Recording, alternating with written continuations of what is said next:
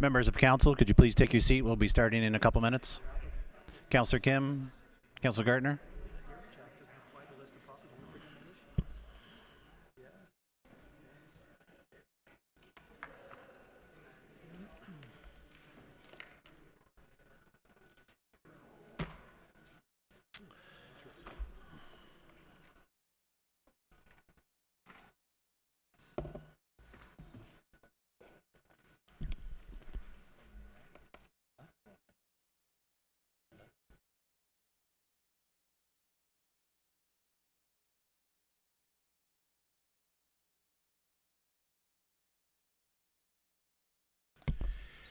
Mr. Clerk, the time is 7 p.m. on Tuesday, February 4th. I'd like to call this General Committee meeting to order. May I please have a motion to approve the agenda as amended, including the additional items that have been circulated? Mayor Maracas, Councillor Gardner, any comments or questions on the agenda? Seeing none, all those in favor? Motion carried. Any declarations of pecuniary interest or general nature thereof? Seeing none. We have no community presentations this evening, so we'll move to delegations. We have 3 delegations this evening. Our first delegation is Dr. David Legale, representing Aurora Seniors Association regarding item R1. Mr. Legale, please state your name and be reminded that you have 5 minutes, and I understand you need maybe 20 seconds more for your presentation. Thank you. Good evening, and my name is David Legale, and I'm a member of the Aurora Seniors Association. So I just wanted to say good evening to Mayor Maracas, councillors, and guests. Thanks for allowing me to speak tonight on behalf of the Aurora Seniors Center. My intent this evening is to propose a 3-way stop at John West Way in Amberhill. Now I'd like to give my reasons why this is so important. Our main objective is to slow down the traffic on John West Way for several reasons. One is it would make it safer to exit and enter the south parking lot of the town hall onto and off of John West Way. It would also make it safer for members, our members, the town staff. Mr. Legale, if I could just stop you for a second. If you could speak more into the microphone. Oh, okay, I'm sorry. Please continue. It would also make it safer for our members, town staff, and visiting public to park on John West Way, and make it safer for cars going north and south on John West Way. At this point, it may be helpful to explain why there is a need to park on John West Way. The Aurora Senior Association has just under 1,600 members. The association and town have combined approximately 97 activities and programs running each week at the Aurora Senior Center, not to mention the various special events throughout the year. The south parking lot is used by members of the Senior Center, town employees, and the public with business at the town. As a result, there are usually approximately 10 cars parked out on John West Way adjacent to the Senior Center and the Town Hall because the south parking lot is full. As the membership of the Senior Center grows, this is probably going to get worse. Seniors often experience issues with balance, perception, and ability to move quickly, which means crossing John West Way or entering and exiting their cars on John West Way can be frightening due to the speed of the vehicles that are traveling north and south on John West Way. If the parking lot is full, many of our members will leave and go home rather than park on John West Way, sadly missing their activity. Public transit is not really a viable alternative for seniors, as it is not user-friendly in this case. They must exit and enter the bus. From the east side of John West Way, causing them to have to cross against the traffic both ways to get to the center and back to the bus. We realize the speed limit on John West Way has been reduced from 50 to 40 kilometers an hour. This is good, but it does not seem to really have had a significant reduction in the speed of the traffic. I am curious about one thing, though. During the town Christmas Bazaar at the end of November, it was decided by the town to place 2 electronic signs for northbound and southbound traffic on John West Way to warn drivers to slow down. Obviously, the town was concerned about the speed of the traffic on John West Way and was trying to prevent an accident. I understand this, but this danger exists every day at that same location, and that's why we want a 3-way stop. According to Michael Batts of the engineering department, he reported that a 3-way stop is not warranted. In fact, no calming measures at all on John West Way are warranted. Again, I'll mention the town's efforts taken during the Christmas Bazaar, which seems to contradict that opinion. Why was it necessary to calm traffic then and not at other times? I realize Mr. Batt uses an approved mathematical formula to make his decisions, but sometimes formulas and charts don't represent the reality as what is happening in that area. You should also be aware that John West Way is not always used just by local traffic. It has become an alternate and quicker route for motorists trying to avoid the congestion on Wellington and going north on Bayview. This route on John West Way and Holdridge Boulevard saves motorists approximately 2 minutes less of their time than going up Bayview. This is why there's more traffic on John West Way. This is why the traffic goes faster, and a stop sign may deter some of this. We have a petition at the ASA that has over 150 signatures to date of members who are concerned about the safety on John West Way.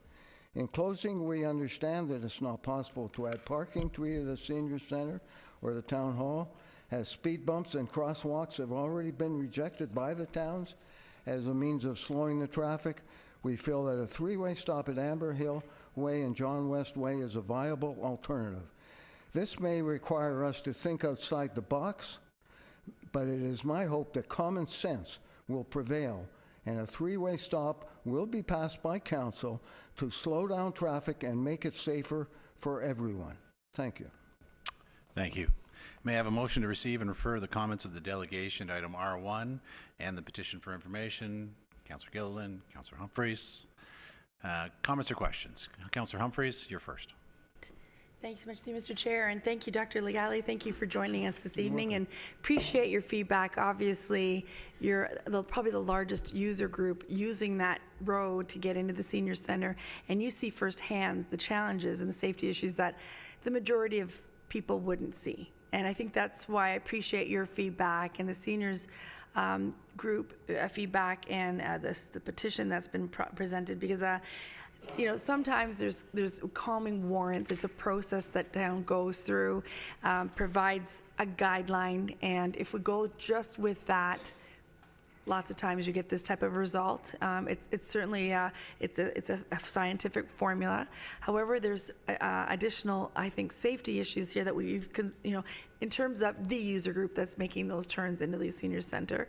I did notice that the warrant passed on a couple of areas and not in others. So for me, I'm looking forward to the discussion this evening to see how we can improve the safety of that street coming into the senior center and to town hall. And again, thank you for bringing your comments to the forefront. Did you have a question for the delegate, Councillor Humphreys? Thank you, Senator. I was going to ask a question. Have you, I know they've said there's been no accidents, but have you heard of anything of that nature at all?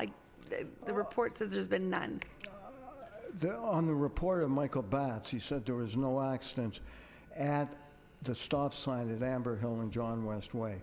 I don't know if his report went up and down John West Way or it was just that one specific location. Okay, great. I haven't personally heard of any, but I have watched cars fishtail going down John West Way. I appreciate that, Mr. Chair. I mean, it almost worries me that we have to wait for an accident. So this is being preventative. Thanks. Councillor Gilliland. Thank you, through you, Mr. Chair. Thank you so much for coming and speaking today, and I really do appreciate the effort that you and your association has brought forward with your petition and the concerns of the citizens there. I've also received, the town has received petitions in the past from the condo just north of here, so they experience the exact same pressures that you do as well. Would you also suggest that we have a sightline issue in addition to the speed? There definitely is a sightline issue, and the more cars that are parked on John West Way, the more there is a sightline issue, because it comes down and goes around. Definitely there is, in my opinion, a sightline issue. I agree. Well, thank you so much for speaking today. Thank you, Rachel. Thank you, Councillor Gillen. Councillor Gallo. Thank you. Thank you for delegating, and the comments are valuable. Just two questions. The first, if the senior center did have enough parking, would this continue to be an issue? If you did not have to park on the road, would it continue to be an issue? It wouldn't be as much of an issue to the members of the senior center for sure, because they could all park in the additional parking. I think it would still be an issue on cars going up and down John West Way.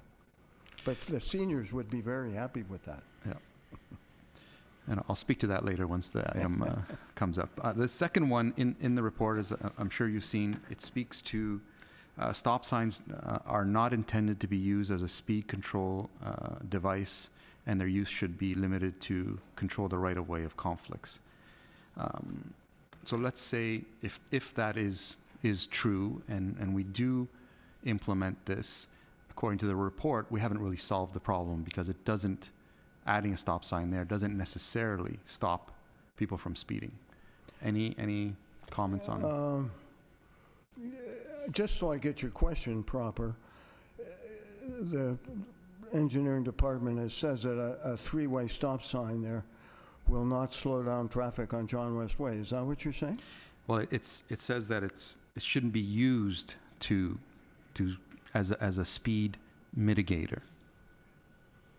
Well, I don't know if it should or it shouldn't. I'm using common sense, and I know that if there's a three-way stop sign there, the traffic is going to, number one, slow down, because it has to slow down going toward the stop sign, and it's stopped at the stop sign the other way, so it doesn't have time to speed up as quickly.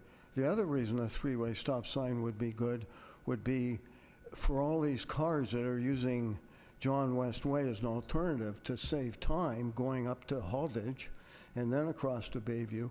A three-way stop sign may deter some of them from using that, because right now there's a lot of traffic on John West. I'll bet you every second car going up John West Way is going over to Bayview. Okay. Full disclosure, as you know, I live right there, and Oh, I use the road many times a day for the past 25 years. So. And you've seen an increase in the traffic, I'm sure. Well, there's an increase in residents, so yeah, absolutely. Yeah, that's right. Yeah. Thank you. Councillor Kim. Thank you, Mr. Chair, and through Mr. Chair to Dr. Gale. So the main concern is parking on the road to get to the senior center. Can you tell us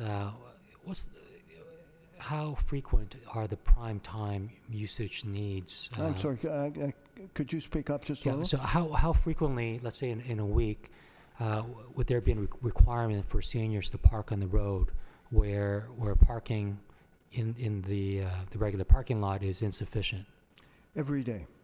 It's daily. Every day, every morning and every afternoon. If you drive up John West Way, you'll see cars parked in front of the senior center and in front of the town hall on both sides of the street sometimes. This afternoon I went down there was 10 cars parked on John West Way. Okay. Around Thank you. 2 o'clock. Thank you. Councillor Gardner. Thank you, Mr. Gale, for coming. You said something that I'm not clear about. You said the transportation wasn't senior friendly? I said where the bus stop is Right. not senior friendly, because they have to get off the bus on the east side of John West Way, and then cross over to get to the senior center against the traffic. The other thing that's not senior, because I didn't have time, but it's difficult for seniors to get the bus in some areas of Aurora because there aren't that many bus stops. Seniors can only walk so far to get to the bus, so it's very difficult for seniors to get to a bus stop, get on the bus, and then get to the senior center. Thank you. Just as an aside to that, there are some measures that have been put in place by York Region Transit, and I'll try and get them over to the senior center that would help with that. But I also tried to get that bus stop moved to the west side, and I wasn't successful, but perhaps the mayor can have a go at it. It would help. The other thing is that the bus stop on the west side of John West Way, where they have their little shelter. In fact, they just built it this year again, or did something to it. I believe a bus stops there one time a day around 7:30 or 8 o'clock in the morning. I'm not sure, but that's what I think happens. Thank you. I really appreciate you coming forward. When this site plan was approved for the senior centers, I told council at the time, as a new councillor, that there wasn't enough parking. And unfortunately, I was correct. There never is enough parking. Well, that's true, but Mayor Maracas? Thank you, Mr. Chair. Thank you very much for coming this evening. Just want to know if you have any thoughts on another creating another four-way stop at Evelyn Buck Lane and Walter Dove Court, where John Westway is. Right now, there's currently stop signs coming out of Evelyn Buck Lane. That'd be further up towards the north. Further. Yeah. Further You have any up toward thoughts? the Yeah. traffic circle. You have any thoughts of that I intersection maybe hadn't- becoming a four-way? I hadn't noticed that, but the further up that street, the stop sign would mean that there would be faster traffic still going along John West Way where the senior center is. Okay. That would be my feeling, you know. But I think that would certainly help if it didn't come at Amber Hill. Thank you. And just to follow up, Mr. Chair, through you, what if it was both of them? What if you had the four-way there and the three-way? I'd be even happier. Okay. Thank you. Thank you. Thank you very much for coming. Seeing no further questions, all those in favor of receiving and referring? Opposed? Motion carries. Thank you again. Appreciate it. Our next delegation is Mr. Brad Watson. He's coming before us regarding the noise bylaw prohibitions. Mr. Watson, please state your name and be reminded that you have 5 minutes for your delegation. You'll receive a signal within 1 minute remaining in your allotted time. Watson, Mr. Mayor, members of council, staff. I'm not here with a noise complaint. I'm here with a concern over our lack of enforcement of our current noise bylaw. In particular, items 6 and 11.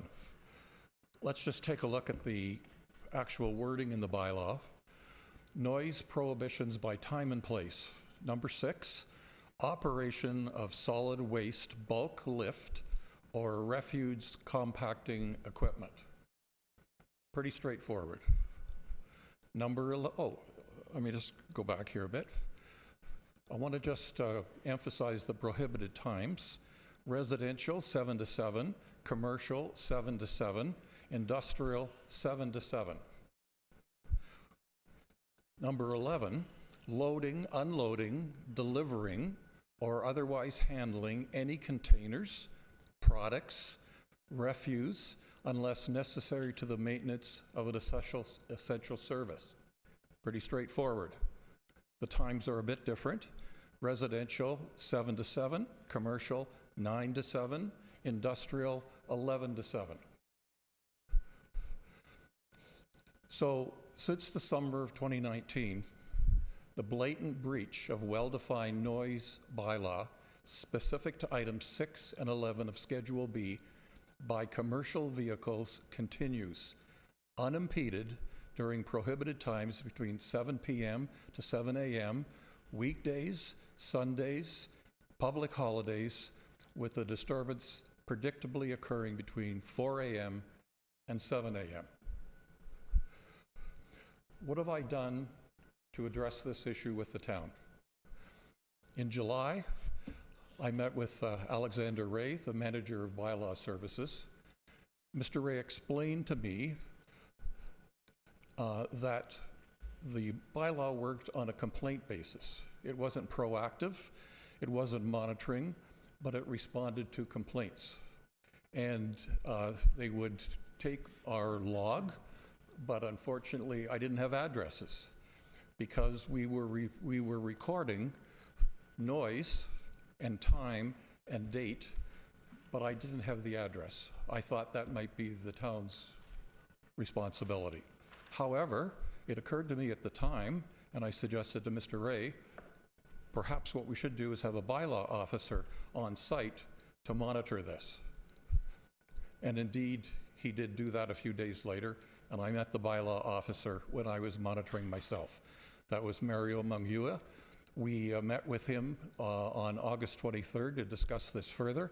We both met with Mayor Maracas September 11th. I met with Councillor Gartner October 25th. I met with Councillor Gilliland January 20th. And I sent a letter to the mayor and councillors on December 2nd, and a follow-up letter on January 7th. I did hear from Councillor Gilliland, but no other feedback from the town whatsoever. So, I'm going to run out of time here if I don't go faster. Here's the main area of monitoring. Yonge Street corridor, Wellington to Henderson. I did deviate a little bit east and west on Wellington. So you can see the times and the dates, and I want you to call your attention to January 28th, because that's very recent. A broad category here of fast food. Some of these are major problems in the town. This one in particular is interesting. 5:30 in the morning, 11 commercial vehicles on site, 2 53-foot tractor trailers, contents emptied, one other large truck, 20 or 25 feet, and 8 other commercial vehicles. I've got photos and video. Again, just calling your attention to the January 28th. The town raised some issues, saying that enforcement is complaint-based. We need addresses, that they don't receive a lot of complaints, that it would need the extra expensive staff to monitor. Someone suggested that businesses are taxpayers too, and fines levied on business are just a cost of doing business. 7 months later, nothing has changed. It's still happening. My question is why? Thank you. Thank you, Mr. Watson. May I have a motion to receive the comments of the delegate? Councillor Humphreys, Councillor Kim. Questions? Councillor Humphrey.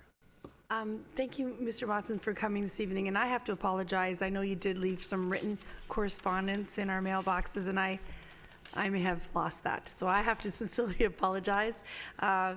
And I'm bad with emails are better for me, but I will make sure I learn that lesson. So I didn't want you to think that we didn't care, because we do. I personally care. It looks like you've been trying really diligently to get some sort of support, and my understanding is that staff has been more recently engaged. I believe Councillor Gilliland has been meeting with staff to see if we can get an action plan for this situation. My question to you is, sorry, is this in a retail? Is this happening mostly in a retail section of town, at Yonge and Wellington? Is that the area? It's commercial businesses and government buildings. Right, yeah. And it's is it more of is it always majority like a trash pickup, a recycling pickup that you're hearing this happening? It's trash pickup and delivery. Trash and delivery, and they're starting 6 and 11. It's not somebody playing loud music at their barbecue Sunday night. It's not that at all. Right. It's just a bylaw that is loud and clear. Part of the pun, but that some I guess businesses are trying to get their business started earlier, but by doing that they are breaking our bylaw. So we need to look into that. So I'm looking forward to understanding from staff what the action plan will be to address this moving forward. And it's noted here this evening, and we'll move forward from there. But thank you very much for coming forward for your concerns this evening. I appreciate that. Thank you. Councillor Gallo. Thank you. Thank you for coming, and the thoroughness of your reporting is appreciated. Just to be clear, I did get your letter on December 2nd, and I did forward it to staff. Perhaps I dropped the ball. I should have followed up with you. I thought perhaps because the discussions were happening that would have happened. It didn't, but I did receive it. I know everyone else did as well, and I look forward to working with staff to try to resolve this. I too have experienced it. I live right behind the Home Depot, and very, very similar experiences. Thankfully, that's been resolved, but I can personally appreciate what you're going through. Councillor Gardner. Thank you. Thank you very much for coming and for doing all the work that you have done. It's a very frustrating problem. I experience it as well. But I haven't done the work that you have. So a couple of questions. Our bylaw department is working on this. Have you seen any improvement? No, none. Although one particular instance on the 28th or 29th of January might seem to indicate that they're trying to operate with a little more stealth. One of the fast food places, which is adjacent to multi-story residential facility, completely adjacent to, has very, very tight quarters. And in the past, deliveries have been made by truck, not panel van, but truck. And that became a 53-foot tractor trailer, which backed around a 90-degree corner to unload at this facility. That required 2 other people who drove up in a car to help guide the tractor trailer. Last week, 28th, 29th, they changed their tactic a little bit. The tractor trailer pulled in straight, turned off the lights, turned off the ignition, and they unloaded the trailer from the wrong side of the trailer, away from the shipping door, and used hand carts, back and forth, back and forth, back and forth. The tractor trailer then backed up with no backup alarm. 53-foot tractor trailer. So one might think that maybe they were just trying to be quiet. Quiet doesn't comply with the bylaw. You can't be there doing that. Thank you. Other That than sounds that, I see no change. that sounds a little dangerous. I mean, you've done your research on other municipalities, and I assume that fines are imposed. Can you tell me anything about that? Yes, because that's an obvious thing, because we raise the issue of fines. And the comment was made that, well, you know, for a lot of businesses, a fine is just the cost of doing business. If you look at Mississauga, Toronto, Oshawa, and Whitchurch-Stouffville, you will find the fines are significant. In fact, for Whitchurch-Stouffville, the first offense fine is up to $50,000. The second offense fine is $100,000. If you look at Metro Toronto, and they have some major issues with major corporations with all of the construction and high-rise and Gardner Expressway, again, $100,000. They even have in their bylaw a penalty for any corporation. This would be obviously a non-cooperative corporation, that each of the directors of the corporation is subject to a fine of $100,000. Now that's a bylaw with teeth. I could not find any reference to our fines. I would be curious to see how many fines have been made in the last 6 months and how many summonses or tickets have been given in the last 6 months, because it is impossible to sit from 4:30 to 7 on Yonge Street without finding and seeing infraction after infraction after infraction.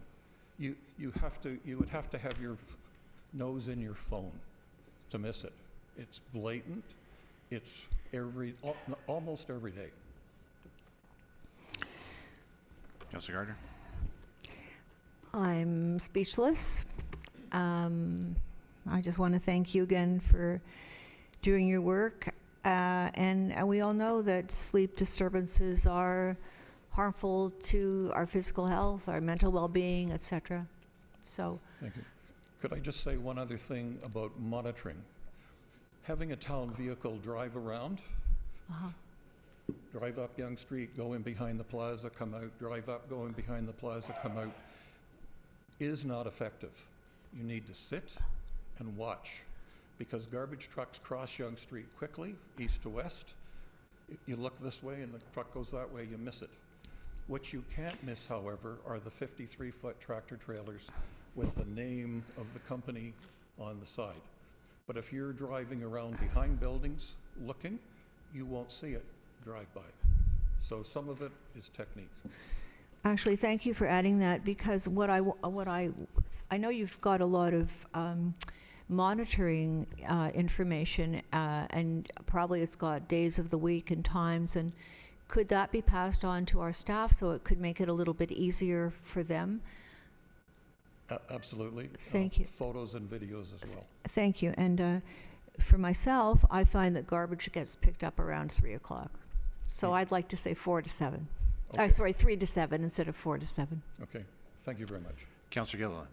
Thank you, through you, Mr. Chair. I just want to say thank you very much for coming and speaking today. And I know you and I had a conversation, and rest assured, a lot of that information went straight to Bylaw, and I know they are working on some of the solutions here, and I look forward to hearing what they have to say. And I agree, this is something that it's not right, and I really feel and understand where you're coming from, and I'm really looking forward to seeing something being resolved, because it's in our best interest to have something resolved for you in this situation.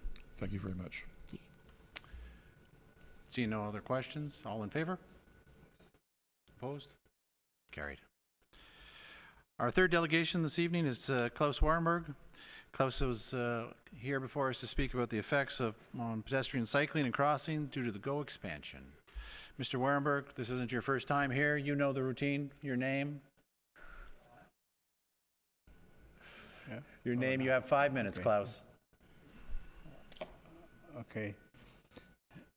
Good evening, Mr. Mayor and councillors. 3 weeks ago, after you declared a climate emergency, I came here to urge you to take immediate actions to deal with the emergency. One suggestion was to form a Youth Environmental Advisory Committee, and the other was that you should ask Metrolinx to reopen the Cousins Drive rail crossings.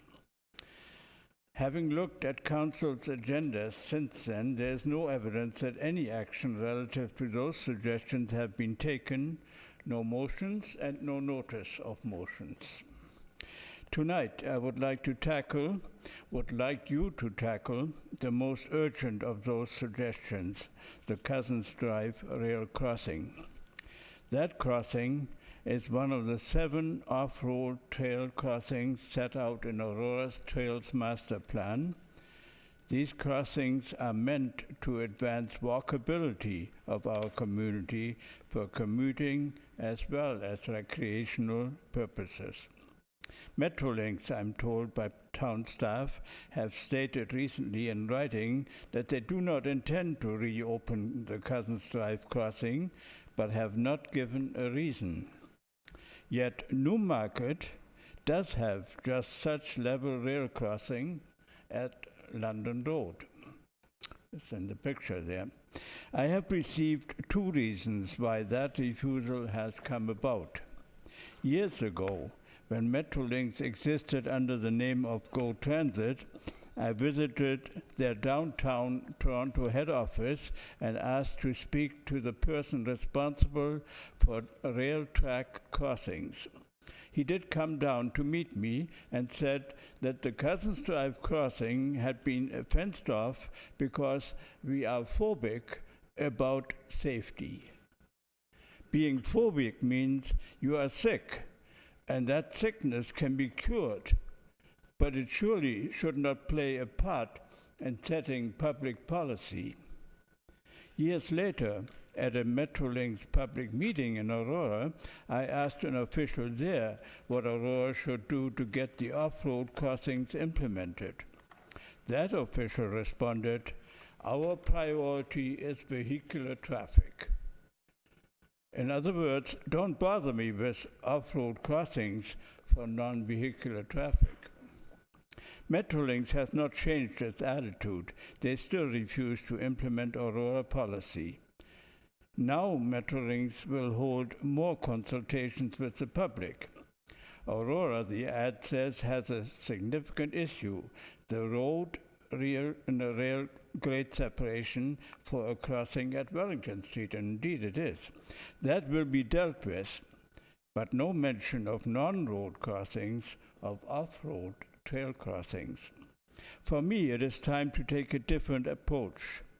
Instead of asking you collectively to take action, I'm going to ask 2 councillors to make things happen.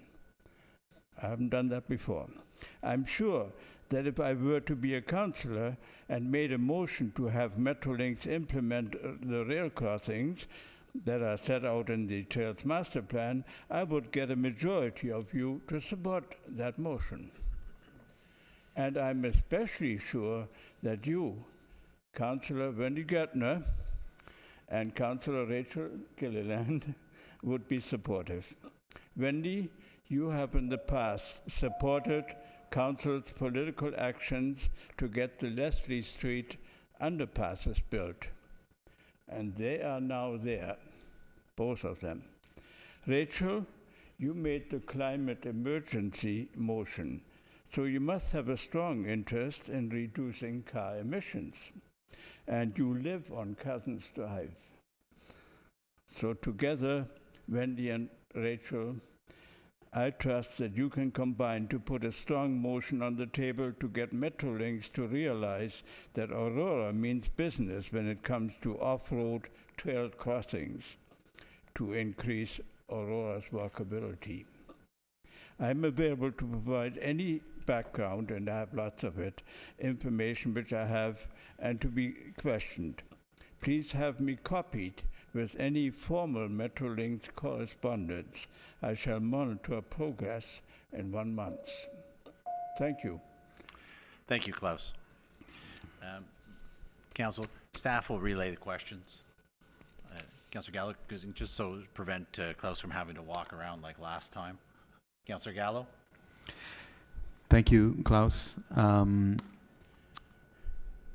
I always admire your approach to coming to council and your out-of-the-box thinking, and I always appreciate that. You may remember that years ago, staff had put together. I tried. Staff had put together a report on Cousins Drive and a design for an overpass. And I think we spent some $80,000 It was an underpass. at, at Cousins. Yeah, I believe we were moving towards an overpass at Cousins Drive. I think there's some value in bringing that back to the table, taking a look at what we discussed back then. I believe it was an issue of liability and cost of who's going to pay and who's going to be responsible for liability. And if the councillors are interested, I'd be very much in favor of exploring that. I was in favor of it back then. I think we threw a lot of money at it and got nothing for it. But I'm very much interested in seeing that move forward. Yeah. Can I just comment on that? On the Please come back to the mic.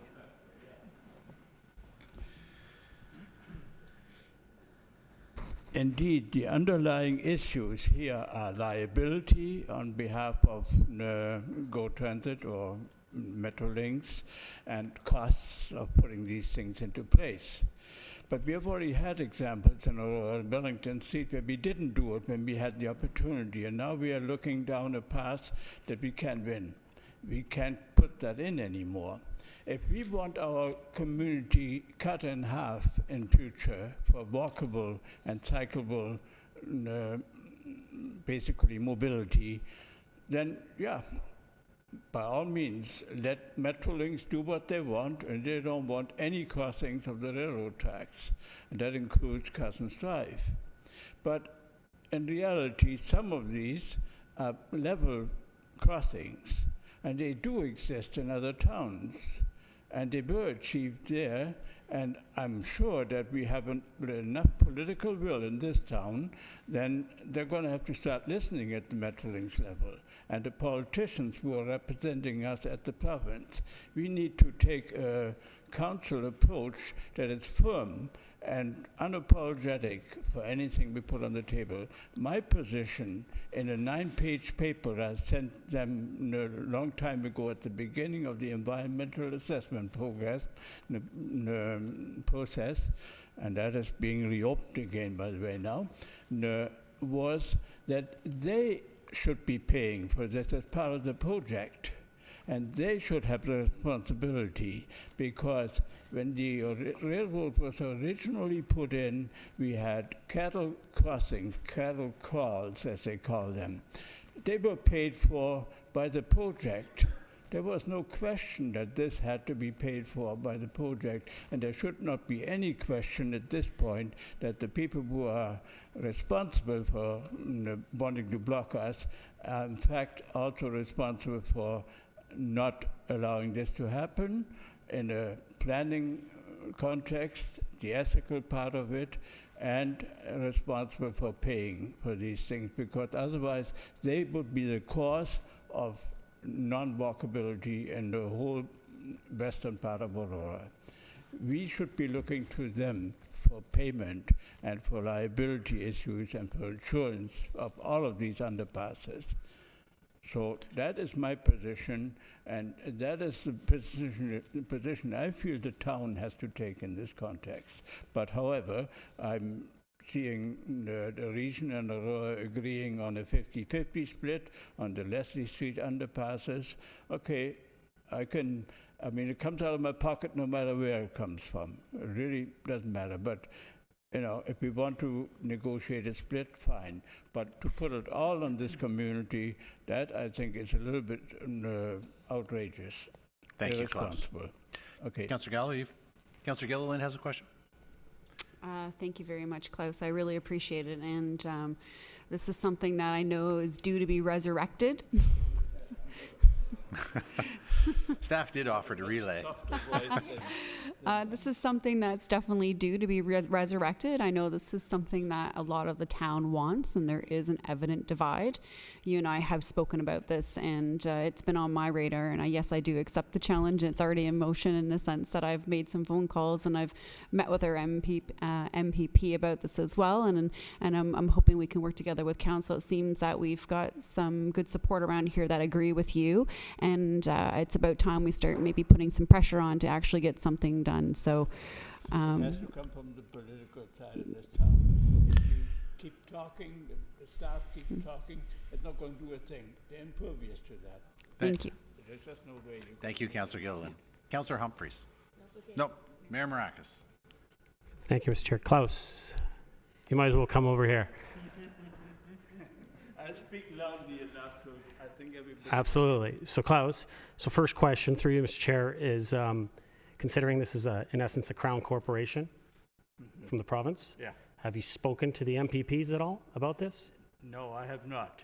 And, I have spoken to previous MPP, and this is Mr. Ballard, in writing. I've written letters. And then he ran out of time, maybe, but really, they weren't doing any more because the political clout wasn't there. I'm just a citizen around here. Absolutely, Klaus. Yeah. And what I can say to you is that last term, you're fully aware that that during the Trails Committee, Councillor Humphreys and myself sat on it. We dealt with this issue. We spoke very strongly in favor of this. We spoke with Metrolinx, strong-worded letters to them, meetings with them. They have said time and time again that they will absolutely not pay for this. If the town wants it, they can pay for it. That's what they've stated. We would have to cover 100, and I'm not saying we're against this, but the town would have to cover 100% of the costs. If everyone is here is open to that, then let's have that discussion. Can I respond to that? Of course. Before, Klaus, can I get you to go to the microphone so everybody can hear? Yeah, okay, I go back to my.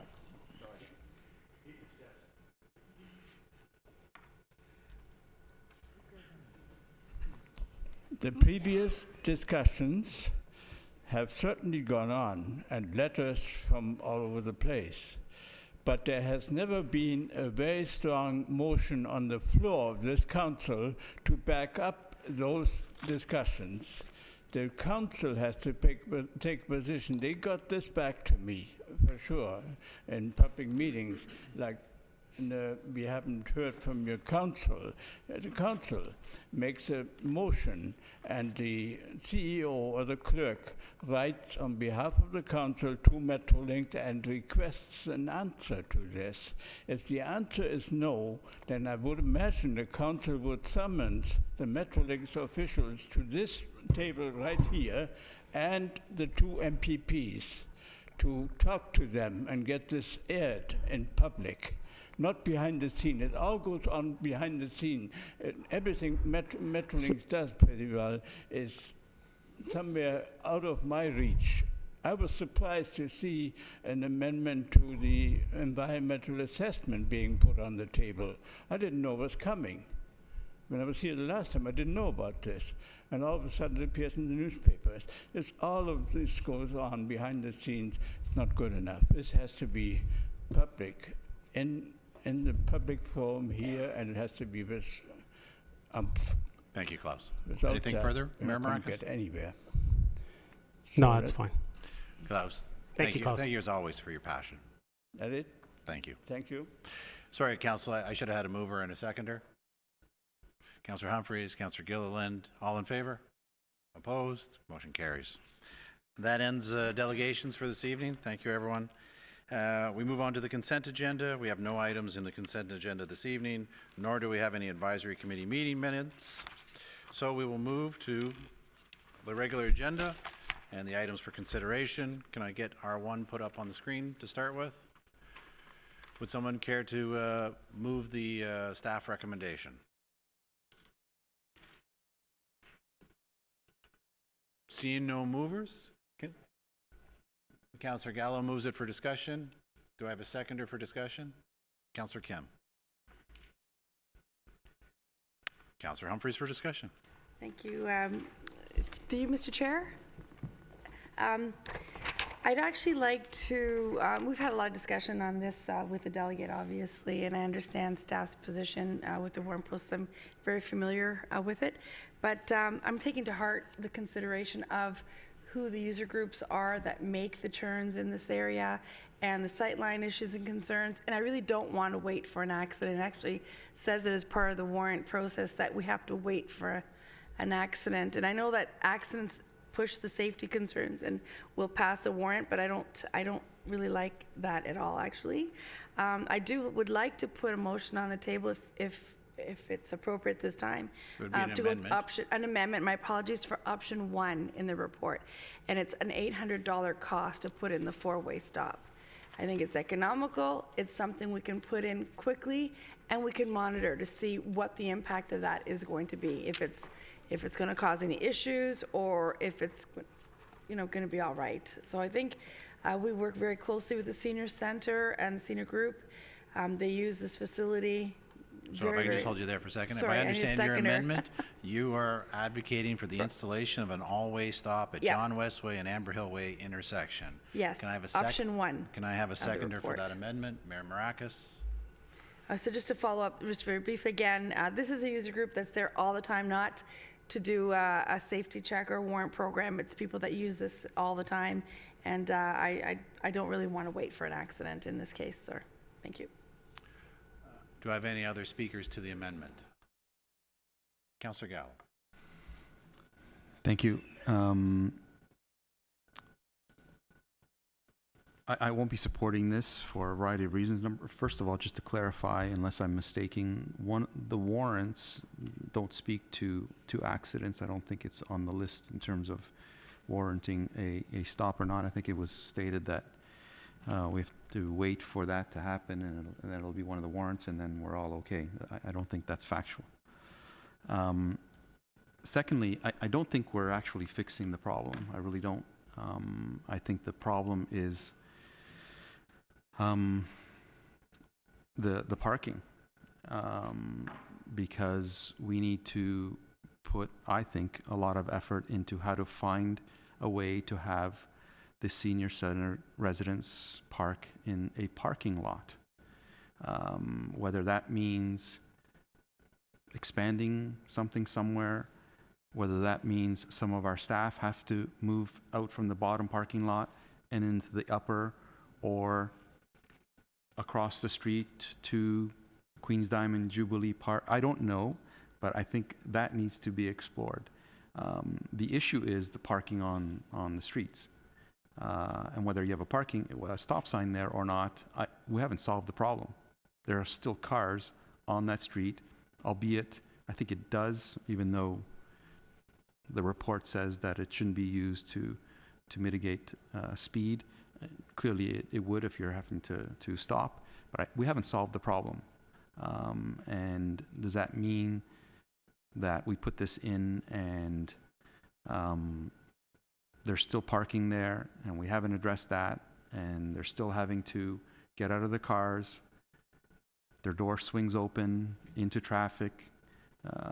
To me, this is a bit of a Band-Aid, and we haven't really dealt with the crux of the problem, and that is to try to find alternative parking for them so that they don't have to park on that street. And this doesn't solve that. I guess it's a good problem to have because it shows the success of the senior center, and that's a really good thing. But we have to, in my view, put some serious time into figuring out how to remove them from the street and put them into a proper parking lot. They deserve that, and I think we're not doing that by what we're doing here tonight. Thank you. Councillor Gilliland, speaking to the amendment. Thank you, through you, Mr. Chair. This is definitely a direction that I want to go into with the Always Stop at Amber Hill Way. I've been in full support since day one. This is a very unique area. This is not like any other street. We have a real high density of seniors. We actually have a sign that says seniors, so it's like a warning, yield. There's lots of seniors in the area. We need to slow down. Although stop signs aren't really designed to slow down within the report, it also addresses sightline issues, and I do feel it will yield some traffic by implementing this stop sign. Not in addition to the senior center as well, but we also have a high school. We have retail outlets with Tim Hortons. We also have another application to possibly put even more residential buildings down the corner. We definitely need to slow down some of this traffic and mitigate the sightline issues. And I was also in discussion with other residents who say when they come up around that corner and they put that left-hand turning signal on, sometimes that signal will shut off just because their steering wheel is kind of at a sharp turn, which can also be considered a hazard. I've talked to residents on Amber Hill Way. They feel it would be really safe for them crossing the street. A stop sign is an indication that when you are stopped, you are going to be able to cross the street there. I'm looking at this report and it says within that hour, 820 vehicles in an hour. That's almost 3 times more than the warranted criteria. That's got to say a lot, and it's only going to get worse.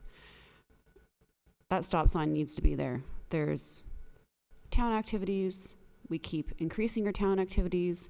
We have people coming in from out of town with big buses. I think we had one come for Easter hunt. Where are all these people going? It's just an accident waiting to happen, and I am not going to sit here and wait for an accident to happen. I'm in favor of this stop sign. I want to see this stop sign. I'm in. Thank you. Councillor Humphreys. Thank you. Through Mr. Chair and Councillor Gillan, I appreciate your comments very much. It's exactly right. There's 820 vehicles, and the minimum threshold is 350. Like that, even with them parking here, it doesn't change that issue, which to me is very, very critical. And that's what has me on the tipping point of there's got to be more weighted value on warrant 1, having warrant 1 and 2 both passing versus 1 is way off and 2 is halfway point. So I feel that this is where we need to take a look at the user groups. I think Councillor Gillan made some great comments that there, we have buses here, there's events here. It's a different use of land than on a street that has residential. So there's lots of things that go on. I believe Councillor Gillan had a motion issued a while back, I think almost a year ago, for this, and has had complaints from not just the senior center, but the buildings a little further east. So for me, I still believe in this safety measure for now, and I believe that staff should take a look at, once it's installed, how it's working, and if there's any adverse effects from it, or if in fact it is additional safety that we require then. So thanks to, again, Councillor Gillan for putting this motion forward in the first place, and it's essential that we, I think, move forward. Thank you, Councillor Humphreys. Councillor Gardner. Thank you, Mr. Chair. I agree with Councillor Gallo that there's a lot of different components to this, but I do think that one of them is a stop sign. And I thank staff for doing their job, and they've done it according to the manual. But the truth of the matter is that this is an exceptional area. We have a lot of seniors in this area, and they need a little extra respect and protection. So the stop sign is, to me, it's a start, but I have some other ideas as well. Thank you, Councillor Gardner. Councillor Gallo for the second time. And I don't know if I misspoke or not, and I'm not against dealing with this. I don't feel that this should be the be all and end all. And I hate jumping the gun when we haven't explored everything. And I guess through you to staff have, not sure which staff, but Mr. Waters. We put out a notice to the residents that this was coming forward. Did anyone respond? Mr. Waters. Through you, Mr. Chairman, I'm not aware of any responses from the area residents. Councillor Gallo. And to me, that's one more point of contention that we're significantly changing, and perhaps in a good way, and that's okay. But have we corresponded with the residents in a meaningful way to have their input? We clearly know what the senior center perspective is, and we appreciate that. And there are many other residents in the area that obviously go up and down the road and frequent and may have an opinion. I continue to be critical of our way of communicating to the residents, a mailed letter. It's just not going to really engage the public in a meaningful way to provide any form of opinion. So the fact that we haven't gotten a response isn't surprising. So I encourage everyone, if this passes, to look to other avenues to solve this problem, particularly having those cars off the road. And to me, that's really the only way of solving this. I was a huge proponent of the walkway up the street for the very reasons that everyone is saying right now, but there was a thorough report and a thorough understanding of what was going on there, and I think it's very successful. I think this is just one piece of a puzzle that we can't ignore. Thank you. Councillor Kim. Thank you, Mr. Chair. I see senior centers no different from schools.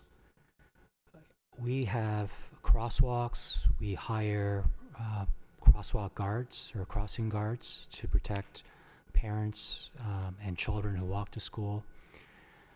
We have specific bylaws in terms of cars being able to park or,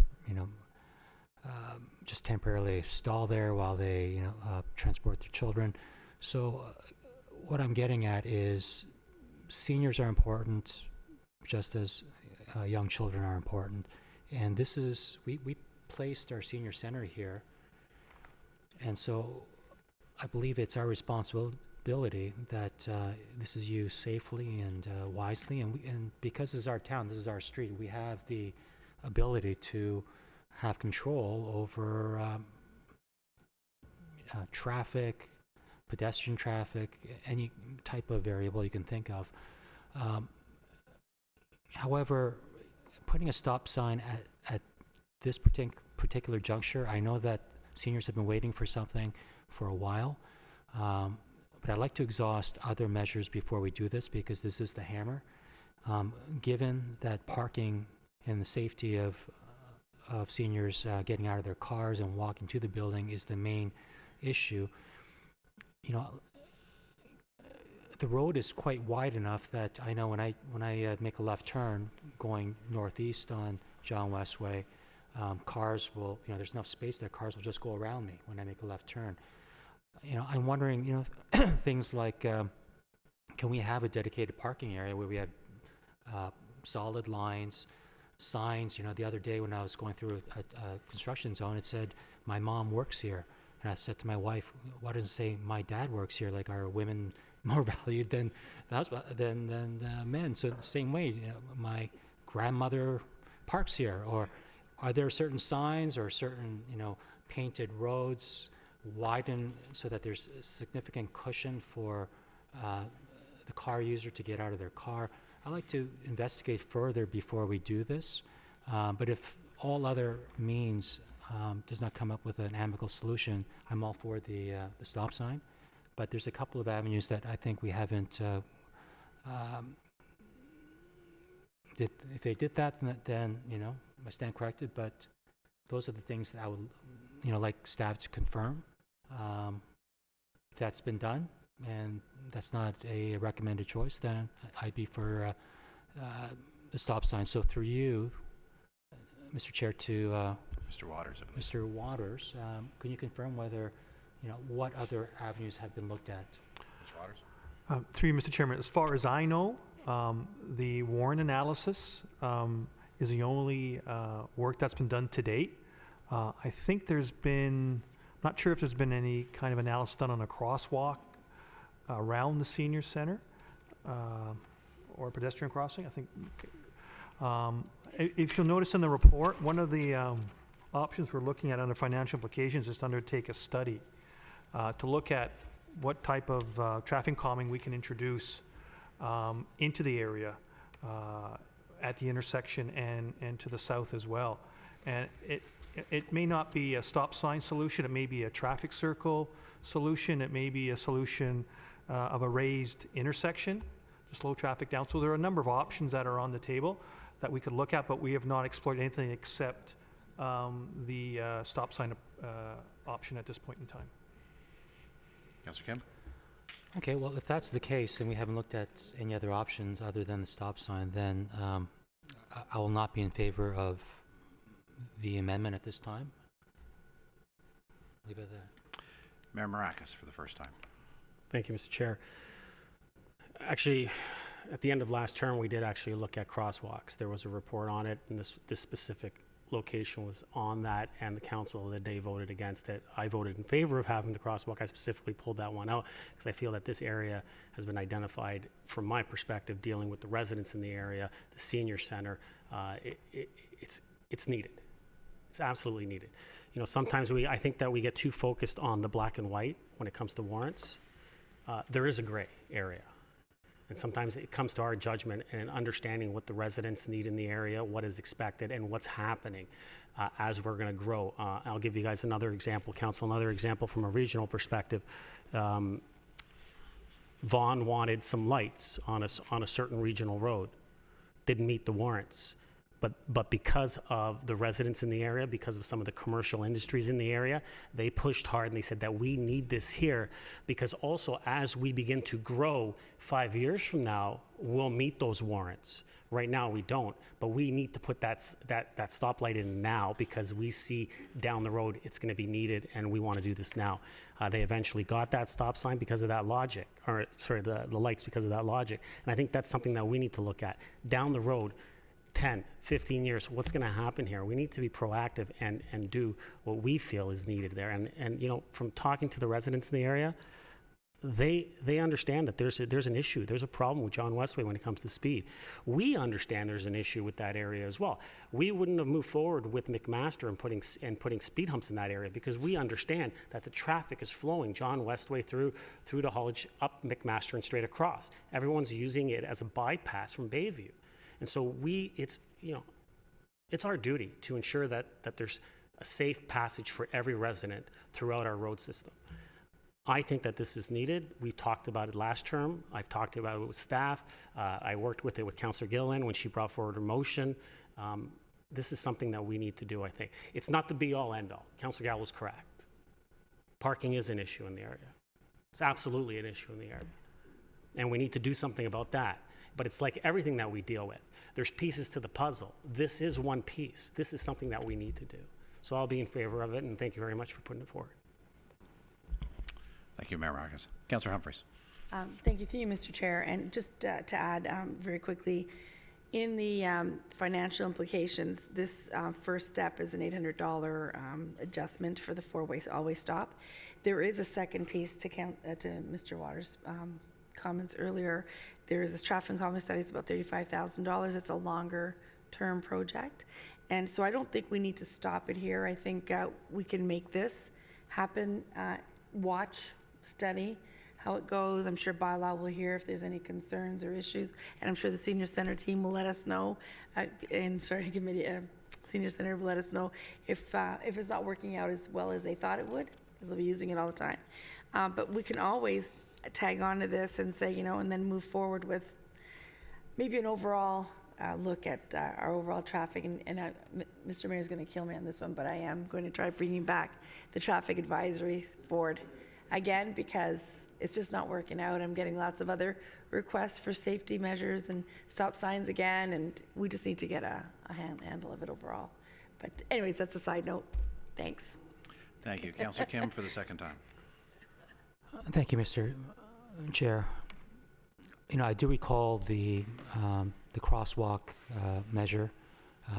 That was not something that had anything, that would impact parking. However, like I said earlier, our seniors, they need assistance, just as young, students and other demographics in our society needs assistance, and there's a huge concentration of seniors in this area. We do know that there is a speeding issue, and even if we did put, as the mayor was talking and Councillor Humphreys, even if we did extend the buffer between the parking area and the rest of the traffic, who's to say that a senior doesn't trip and fall? And if someone's speeding, there's not going to be enough time to turn away, and so speeding is an issue, and certainly the stop sign is going to do it, and other measures will be needed. So, despite what I said earlier, I'll be in support of the amendment, and I think stop sign upon reconsideration is necessary. Thank you, Mayor Marcus, for the second time. Thank you, Mr. Chair. I just wanted to add one thing. There were some conversations about the bus stop on the east side going northbound. Speaking to the amendment before us. If you'd like to hold and this that. is speaking to the amendment about being in favor of an all-way stop. And so what I wanted to say is, if you put an all-way stop there, then I can have conversations with YRT, with the region, and ask them to maybe possibly move that just on the north side of the stop sign to allow safe cross access for all the students crossing. So that's another reason that allows us to actually have the region make movement on moving that where that bus stop is. Thank you. Just to add my comments, I certainly agree that, part of the root cause of this are twofold. One, John Westway absolutely is a bypass. It's a fast way to circumvent all of the lights on Bayview, and that's why we see significant traffic, and it's only going to continue to grow. And secondly, part of this issue is definitely caused by the lack of parking at Town Hall. Having those cars park on John Westway does create sightline issues for those trying to get in and out of the parking lot, and that needs to be addressed. Before we do any consultant work and bring on traffic studies, we need to solve that parking problem and figure out what then the area looks like before moving to that particular motion. But in the interim, I think the stop is a good measure while we start addressing some of the other issues like parking and so forth, to at least bring a little bit of a mitigating factor to the speed, to the safety. And so I'll be in favor of the amendment for sure, but I'd like us to continue that conversation and figure out parking, because, as it's been put, we have a good problem to have in the sense that the senior center is extremely successful. They draw people from well outside of Aurora because they do such a great job, and that's not going to change. They're going to continue to do a great job. They're going to continue to attract more people, and it's going to continue to be an issue, and so we should figure out a way. I'm surprised they haven't come and asked for an expansion yet. Maybe it's coming. But, I think that as a response for today, I think that the three-way stop is a good place to start, but we need to address all the other issues, so I'll be in favor of the amendment. Seeing no other further questions, all in favor of the amendment? Opposed? The amendment carries. Now back to the main motion. Councillor Gilliland. I'm okay. Councillor Gilliland? Nothing? Okay. No. Councillor Gallo. Just on that very topic about what other measures we can do, I think, I don't know if staff has enough direction or if another amendment is necessary, but I just don't want to leave it here. I don't think is enough, and I think some work needs to be put forward to deal with parking on the street and sight lines up and down that street, not only around the entrance to the town, both entrances to the town hall. So just through you to staff, if they have enough direction. If not, I'm happy to place a motion that staff continue to investigate. Mr. Waters? Through you, Mr. Chairman, direction would be helpful, and it's a big enough problem that it probably requires direction of staff. So through you, Mr. Chair, to put a motion forward that staff continue the, analysis on sightline issues, on parking on John Westway, particularly how do we remove those cars from John Westway and provide more parking for the senior center? How about that staff investigate the concerns raised by council, including parking and sightlines? Is that a little bit more? That's much more concise, sure. Thanks. Speakers to the amendment. Second. Sorry, seconder. Mayor Maracas. Councillor Gilliland. Thank you. I don't want this to get muddled with the purpose of what we're trying to achieve today, which is the stop sign at Amber Hill Way. I do want to make a mention that when I had spoken to engineering, when I first put my motion forward with the speed reduction, I did talk to them about stop signs and traffic calming, and they did look at certain lines that were painted, whether or not speed humps would be something to consider, raised intersections. There was multiple different things that they had considered, and the stop sign was the one that they felt they would bring forward as the best solution. And I believe in my motion was to bring back traffic calming solutions today in response to that, and this is what they had come back with. So I just don't know what more we're going to be asking them to do if they've already done all that analysis as far as the best way to mitigate the sightline issues and the traffic calming in that area. If this was simply just to investigate an ongoing observation of what's going on, I think that's great. I just don't want it to muddle what we're trying to achieve, which is that stop sign. Thank you, Councillor Gilliland, but I will say that Mr. Waters asked for direction to be able to address council's current concerns, and so Councillor Gallagher made this motion on the request of staff. Councillor Gardner. Thank you. The traffic and the speeding is an issue all over this large subdivision. If you look at McMaster and Hollage, I think they need a 4-way stop. Council of the day created a problem with the extremely dense housing here. So we have a problem we need to try and fix. I think, I would hope that staff would look at, well, this area needs to be ticketed. We need to have some police enforcement here. We need to get some tickets on the ground. The word needs to spread. I like the idea of making it a community safety zone. That comes with certain implications. I actually think the more stop signs we put all along this street, the less people are going to want to use it as a cut through. So I'd like to look at maybe even, well, anyway, for staff to look at other stop signs to make it undesirable. And I mean, if we had a red light camera, that would help too, but we're not there. But I think we could even reduce the speed to 30 kilometers. I hope we'll do everything that we can. I mean, it's not only the senior center, it's also, we have the accessible park. We have, I think, 2 or 3 condos on John West Way. We have retirement living on John West Way. And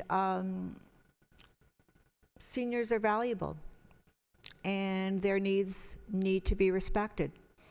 So we, as a council and staff, needs to do everything in our power and just try everything. I mean, everything may not work, but we need to give serious consideration to our own kind of traffic calming measures. We can go online and see all of the traffic calming measures that are being used by all municipalities, but I think maybe the biggest one would be the extra stop signs and the community safety zone.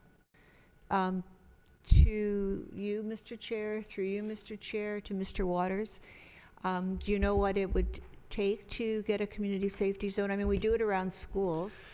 Do you Councillor know what Gardner, it would take? staff have been asked to investigate that. Okay. I'm sure staff will, and they will come back. Between the concerns raised by all members of council Thank you. and Councillor Gilliland's motion, I'm sure that staff will investigate all available avenues. Thank Mayor you. Marcus. Excuse me, Sorry. can I ask when staff would be able to would hope to bring something like that forward? Mr. Waters. Through you, Mr. Chairman, I don't see that as being a quick report. We're going to have to spend some time and investigate. I'm a little confused as sort of, are we dealing with the south end where the senior center is, or are we going up the street to the roundabout? If it's just dealing with the parking issues for the senior center, I can have a quick turnaround on that. But if we're including a longer stretch of John Westway up to the traffic circle, then it's going to take a little longer. For clarity, Mr. Chair, at least several people have mentioned that one of the problems is that people are using this as a quick route in order to avoid Bayview. So the intent would be to do anything we can to make it undesirable. So that might include stop signs a little farther up as well. May also include the motion that staff have recommended for a traffic study as well. It may.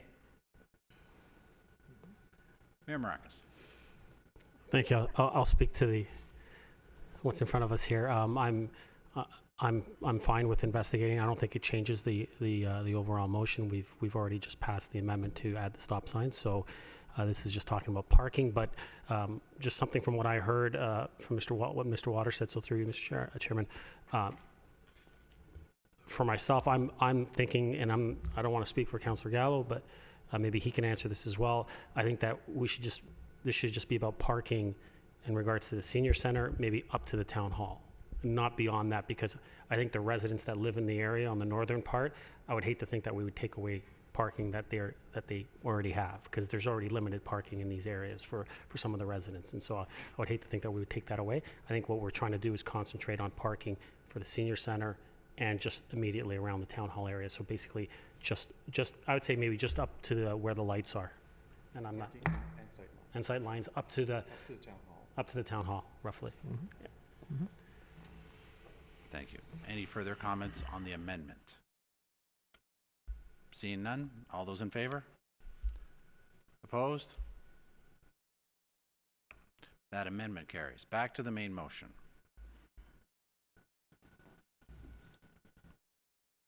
Councillor Gardner. I'm done, thanks. Seeing nothing further on the motion as amended, I'll call the vote. All those in favor? Opposed? Carries. I don't know if it's Mr. Waters or Mr. Downey. Can we have a timeline on when that stop sign can be installed? Given that it still has to pass at council. I would have to wait for a council resolution to install the sign. So once council approves this at the end of the month, then I would direct staff to install the sign. So, but it could be done relatively quickly after that? Yeah, it's fairly quick, yes. Great, thank you. On to the second one. Center Street, more traffic calming. Motion to receive, moved by Mayor Maracas, seconded by Councillor Gallo. Any comments, concerns, questions? Seeing none, oh, Councillor Gardner.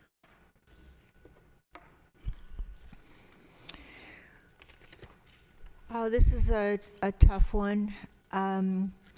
So we hired a consultant and we did a traffic calming study for this area, and it didn't completely work. The intent was to have the one-way traffic on Center Street. And I don't know if the consultants didn't think it out properly, or whether the road doesn't lend itself to making this happen. But I think we need to find a way to do it. That was the intent of the study. That was the wish of the residents. Now, I know it says here that people were surveyed, but I think it's mostly the residents on Center Street that are important in this case. And of the 16 of them, 13 said do nothing, 2 said lengthen the one way, and 1 said to remove.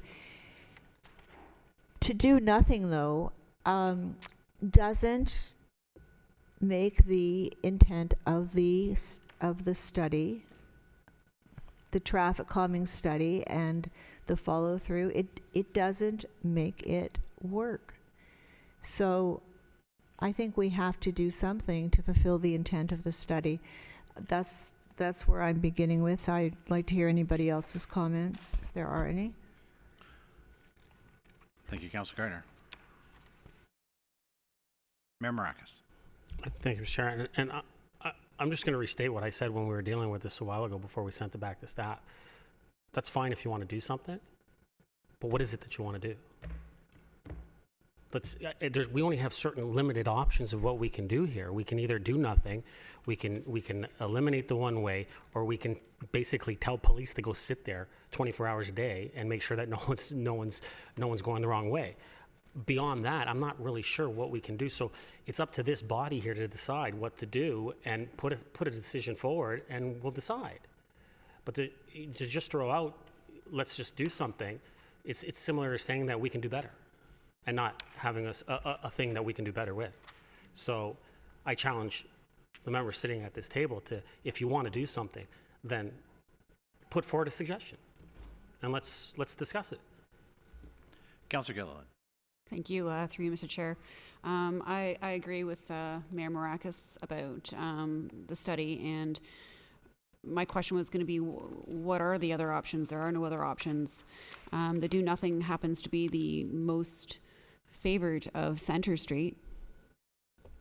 Center Street residents were the ones that were sharing the most, disdain with what's been going on. I agree we can't have a police officer sitting there 24/7. There's no resources for that. It would have been nice if in the report they had in the alternative recommendation other to lengthen one way or remove, so at least we can make this choice. But I agree, I think we have to sit here and say, should we just remove the one way, do nothing, or lengthen the two way? And yeah, I would be interested to hear what my colleagues around the table here say, because as far as I'm concerned, I'd remove the one way. Thank you, Councillor Gilliland. Councillor Gardner for the second time. Thank you, Mr. Chair. For next week, if you look at figure 3, I mean, it looks like this is very simple. Could we have a picture of what there is a barrier in place right now? Does it show on the other one? Just a reminder that we've changed our council schedule. Next week is a public planning Sorry meeting. for the next GC. It doesn't really show the barrier that's in place on Center Street.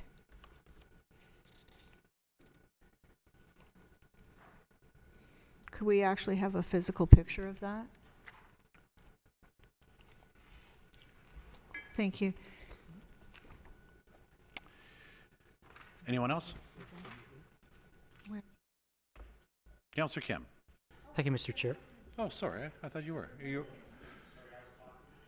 I saw you talk to Mayor Maracas. I thought you were having a little sidebar. Continue on. Councillor Gardner. Mayor Maracas did an up close of this area here, but I would still appreciate having a picture. Thank you, Mr. Waters. So it's not working. Whatever it is not working, and we have unhappy residents, and some of those residents actually are seniors. Again, we need to help them.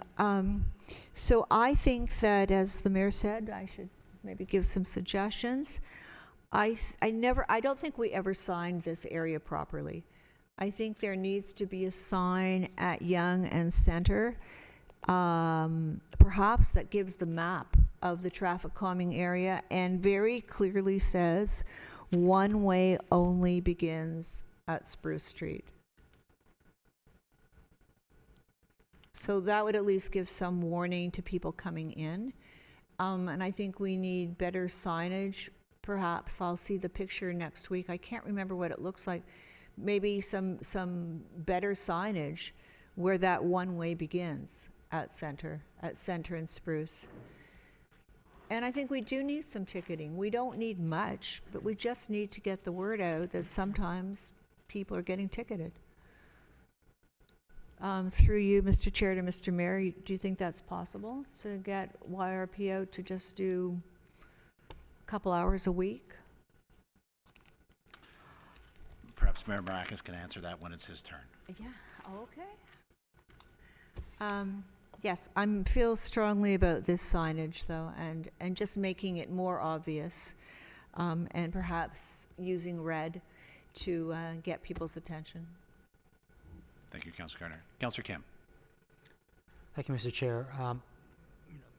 Given that the residents who are most impacted have clearly stated, at least from the survey, that they want the status quo, I'm fine with giving them that choice. I agree with Councillor Gardner. If there are signs on Yonge Street that would help to ameliorate the situation on Center Street, I think that would be a great suggestion. But just to the recommendations on this report, I'm fine with the status quo. Thank you. I apologize, Councillor Gallo. You did have your name on the screen. Did you want to speak, or?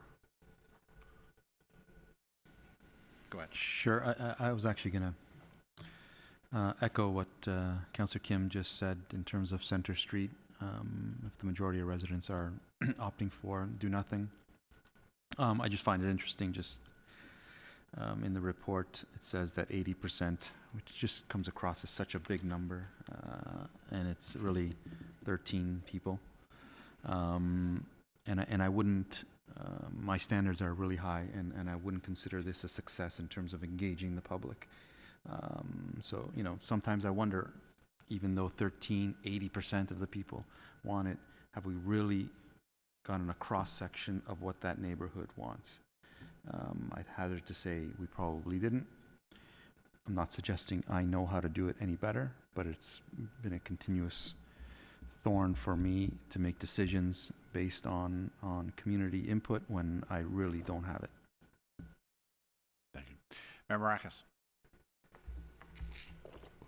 Thank you, Mr. Chair. And I'll just throw in just something about community input. Sometimes, you know, no matter what we do, sometimes they just don't want to respond, or they just don't care to respond sometimes because they just feel that, you know what, they might look at it and they say, I'm gonna do nothing, so I'm not even gonna bother responding. And so they just don't. That doesn't mean that it's right, but I think sometimes that is what occurs. And it's unfortunate because we try to keep everyone as informed and as engaged as possible. But speaking of this, there is some things that we need to look at too, and the reason I'm for the status quo right now is because moving forward, there is going to be some changes in the area in regards to Metrolinx, in regards to the grade separation, and during those construction times, Center Street's going to be heavily used properly, and the traffic flow is going to change in the area due to that construction. So I think that we should wait to see what's going to happen with that before we implement any changes to Center Street especially, because ultimately what happens with that grade separation could affect Center Street. So I think that we need to maybe wait for that, and that's why I think the best approach is we're hearing from the residents that did respond saying status quo, and I think that we should wait as well and wait and see what the outcomes are from that construction and what Metrolinx has planned for the area during the construction times. Thank you, Member Maracus. Any other speakers? Seeing none, I'll call the vote. All those in favor of receiving for information? Opposed? Carried. Next, we move on to R3, which is the Economic Development Strategic Plan. Would somebody care to move the staff recommendation?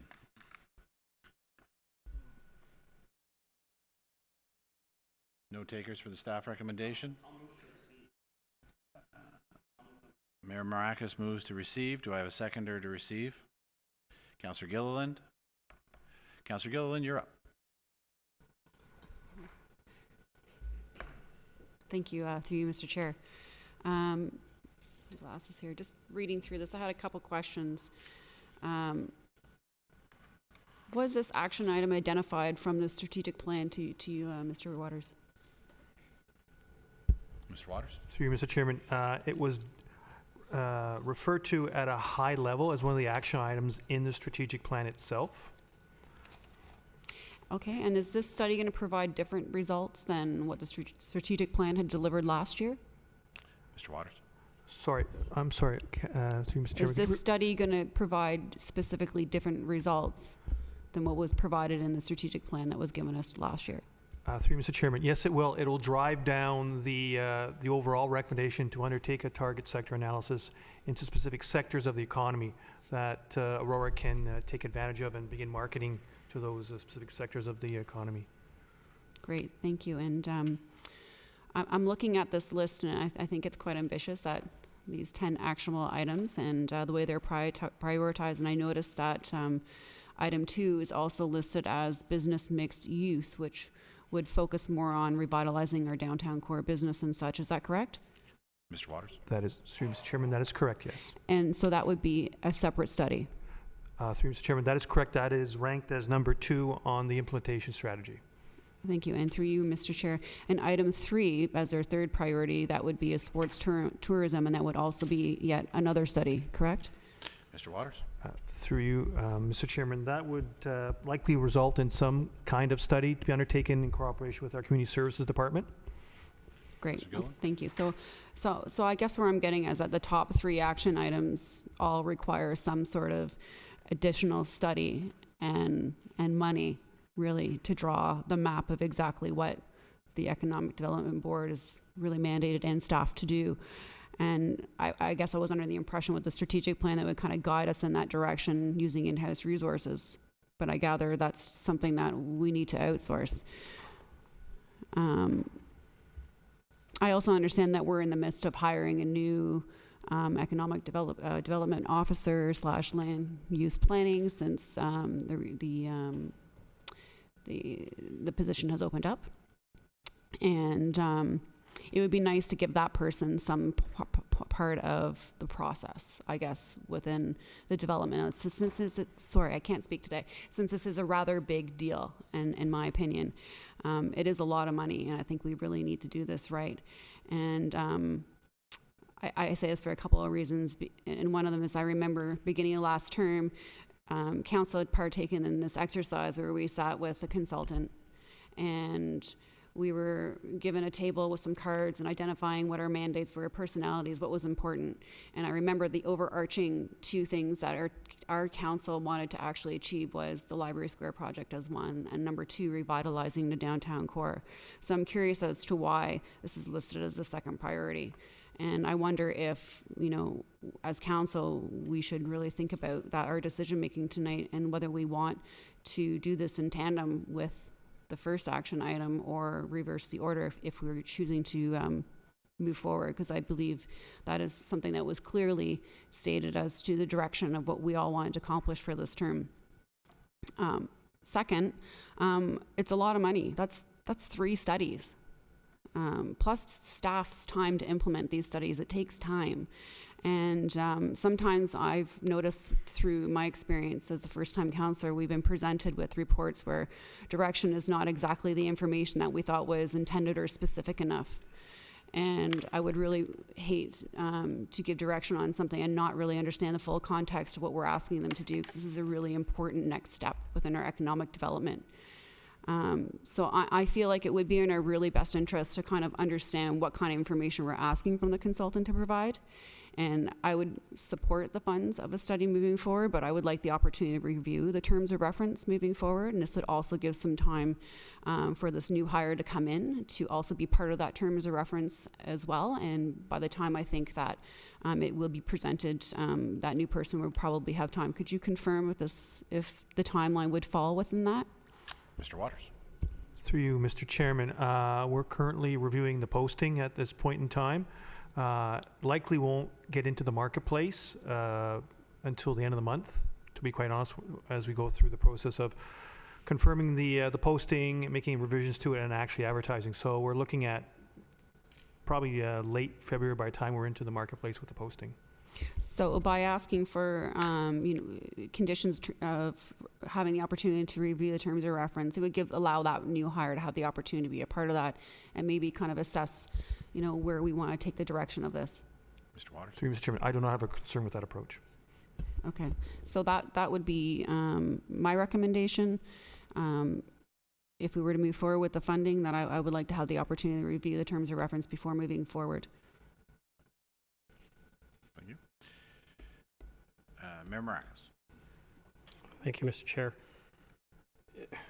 I'll be honest with you. I know I sit on the board, but some of this in front of me comes as a bit of a shock because the list of 10 items, when we had discussions at the board, we talked about whittling it down to 3. There's also some things in this list that we actually removed. And I can give you an example. Number 4, work with Magna to retain the permanent head office in Aurora. We removed that because I specifically stated to the board that the office of the mayor is already dealing with this issue and the board does not need to deal with this. And so we removed it. And we did whittle down some of these items. I also don't understand how number 2 is number 2. It should be number 1. That was what we talked about at the table as well. I know Councillor Humphreys was there. We've created the subcommittees. That is one of the key focus areas for the board. So I don't know if this is an older list, because to me this is the original list that we had at the board, and then we kind of reworked it as a board. And so I don't know why this one's specifically in front of us, but I can tell you from what I remember and what I recall, this is not what we ended up with. I can tell you the downtown strategy is number 1 from our perspective as well. I know we've talked about it at council. And also the thought of going out and doing a study, while you might need it down the road, sometimes, we need our staff sometimes to roll up their sleeves and get things done. And it's not to say that they don't, but sometimes, especially with someone new coming in, they might be willing to take that initiative and go that one step further and say, listen, you know what, I'm gonna dig deep into this. I know what council wants, I know what the board wants, and I'm gonna push forward on this and do a lot. extra. And then if we get to a point that we say, hey, you know what, we do need to bring someone in at this point because we need to go that one step further, that's when we can look at it. But just to automatically say, let's go out, spend $50,000, get a consultant, geez, I mean, how much government spends on consultants? It's absolutely insane. And so I think sometimes we need to step back and say, let's see what we can do. That's what all businesses do, right? From a small business perspective, we always, when you go out, you do a job, you look at it and say, let's see what we can do, how much we can get done. And then if we can't do what's being required of us to do, then let's look at either hiring new or bringing in someone to help us with the situation. It shouldn't be the first thing that you look at. And so I'm not in favor of going that route at this point in time, especially while we're in the midst of hiring someone for that position. So I think that we should wait till we hire that new position, let them come in, let them evaluate the situation, what's going on, let them speak to the board, let them speak to council, and then let's see what they want to do. Maybe they have some expertise that they would be able to bring to the table and say, hey, you know what? We can do this or we can do that. And maybe it's something that we didn't even think about. And so I'd rather wait for that position to be filled and let them come in, let them have those conversations with us. But definitely looking at this list, this is the wrong list. And I think we have to have the proper list. So I think maybe we just need to send this whole thing back to the board, have them maybe get the comments from everyone sitting at this table, and then we can have a discussion there. Councillor Humphreys and myself can bring this discussion as well to the board, let them know what the thoughts are of each and every one of us here, and then go from that point forward. Councillor Humphreys. Thank you, Mr. Chair. Well, Mayor Maracas said it all, and I appreciate comments and as well from Councillor Gill. And I think the report is incorrect. I think it's the wrong one. I think we've got to, because our list is only 3 items, and there's others that were filtered down. I also think, I know we're just following direction as part of, that was a recommendation, the first strategic plan, to do another study. But I'm really pleased that this is going to be for receiving only, that the new economic development officer can come in, take a look at what's happening, and maybe make their own decision. We have some really high talented individuals on the board, and I think with the new individual coming in, he may just want to take what we already have and go forward. So, and make that decision later. So thanks very much. Thank you, Councillor Humphreys. Councillor Gallo. I share the comments, and I'm not going to be repeating them. I share what's been said, and I'll agree to receive. The only one thing that stood out to me was, and I didn't get it from the report, that at least the top 3 items that they would require separate reports and separate consulting and separate money, and it didn't read that way. Maybe I missed it, but if it's 50,000 a pop, that's significant money, and I'd like to see, if we move down that road, what's our return on that kind of an investment, because we've been at this quite a long time, and I want to see some action items, because we put a lot of money and effort and volunteering into this whole thing, and I think it's about time we see some results. Thank you. Councillor Kim. Well, I'm very disappointed that a report would come to council where there's clearly miscommunication, a breakdown in oversight. Through you, Mr. Chair, to Mr. Waters, when a report, before it gets contained into our agenda, is there not oversight to just kind of verify the information and everything is valid? Through you, Mr. Chairman, my understanding is these items were confirmed by the Economic Development Board, and this strategy, or sorry, this implementation matrix was presented to them prior to us bringing this forward to you in this form.